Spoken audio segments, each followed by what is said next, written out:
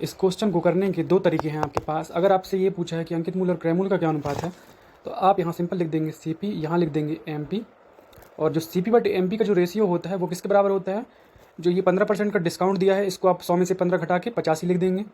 अगर 20% का डिस्काउंट होता तो आप यहाँ 80 लिख देते, 30% का होता तो 70 लिख देते, ठीक है, इस तरीके से। तो अभी 85 लिख दिया मैंने, और इसके बाद जो 25% का जो लाभ है उसको 100 में जोड़ के लिख देना है आपको। यहाँ पर मैं 125 लिख देता हूँ। अगर 20% का प्रॉफिट होता तो मैं यहाँ 120 लिखता, ठीक है। यहाँ तक कोई दिक्कत नहीं। अब इसको काट दीजिए तो आंसर आ जाएगा। देखिए 5 से काटेंगे तो 17, और 5 से काटेंगे तो 25। तो MP अगर 25 है तो CP 17 है। तो MP और CP का रेशियो क्या आएगा, MP 25 और रेशियो 17, 25 रेशियो 17, ये अपना आंसर आ जाएगा। लेकिन अपन इसमें SP नहीं दिया है, देखो CP और MP दिया है लेकिन SP नहीं दिया है। अगर SP का रेशियो पूछता तो अपन नहीं बता पाते हैं ना, तो उसको निकालने का देखो एक ट्रिक होता है। तो कैसे निकालेंगे देखो, समझते हैं। एक बार समझना जरूरी है, उसके बाद आप बहुत तेज़ी से निकाल सकते हैं। पहले मैं आपको तेज़ी से निकाल के दिखा देता हूँ, उसके बाद मैं आपको समझा दूंगा कि इसको करना कैसे है। देखो सबसे पहले मैं देखता कि 15% की छूट दिया है, तो मैं यहाँ लिखता डिस्काउंट 15% का। तो 15 को फ्रैक्शन में तोड़ लिए तो 5 दिया 15, और 5 20 100, 3/20 कट है ना डिस्काउंट। मतलब डिस्काउंट हमेशा MP में देते हैं, तो मैं यहाँ लिख लूँगा MP। MP अगर 20 की चीज़ है, 20 की अगर MP है तो उसमें 3 का डिस्काउंट दिया, ऊपर वाला डिस्काउंट देता है। तो बेचा कितने में, 20 की चीज़ को 3 का डिस्काउंट देके 17 में बेचा, सिंपल। तो मेरे पास आ गया MP और SP का रेशियो। अब दूसरा दिया 25% का प्रॉफिट। तो प्रॉफिट हमेशा किस पे दिया जाता है, CP पे दिया जाता है। तो 25% की फ्रैक्शन वैल्यू कितनी होती है, 1/4, 25 एकम 25, 25 चौको 100। तो प्रॉफिट हमेशा किस पे दिया जाता है, CP पे दिया जाता है। तो CP अगर 4 है तो मेरा SP क्या होगा, CP अगर 4 है तो 1 का प्रॉफिट कितने में बेचा, 5 रुपये में बेचा। 4 की CP थी तो 1 का प्रॉफिट लेके कितने में बेचा, 5 रुपये में बेचा। इतना समझ में आ गया। CP और SP का रेशियो 4-5। अगर मैं इसको मिटा के अच्छे से लिखना चाहूँ तो मैं इसको लिख दूंगा कितना, यहाँ पर आया था मेरा MP और यहाँ पर आया था SP, और मेरा यहाँ पर आया था CP, यहाँ पर आया था SP।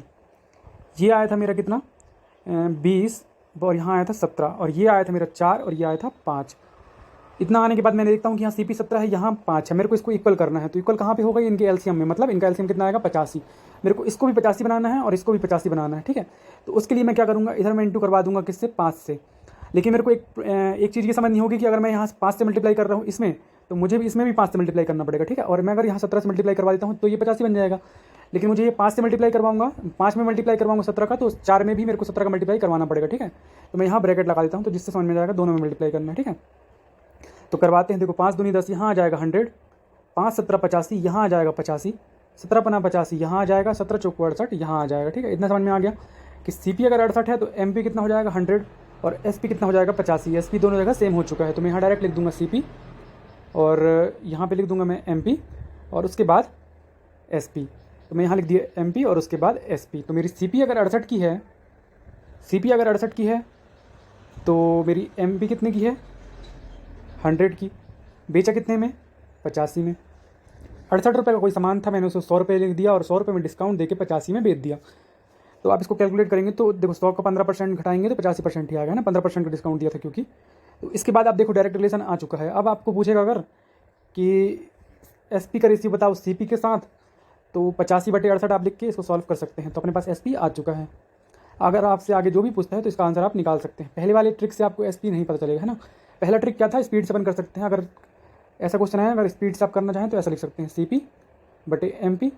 जो डिस्काउंट होगा उसको आप लिख दी 85, 15% का डिस्काउंट था तो मैंने लिख दिया 85 100 से घटा के, और जो 25% का प्रॉफिट था उसको मैंने लिख दिया 125। बस इसको काट दीजिए तो इसमें से आंसर आ जाएगा, है ना। तो आपको बेसिक भी पता होना चाहिए ताकि आप कभी SP पूछो तो आप SP भी निकाल सकते हैं। तो ये रही ट्रिक। Thanks for watching.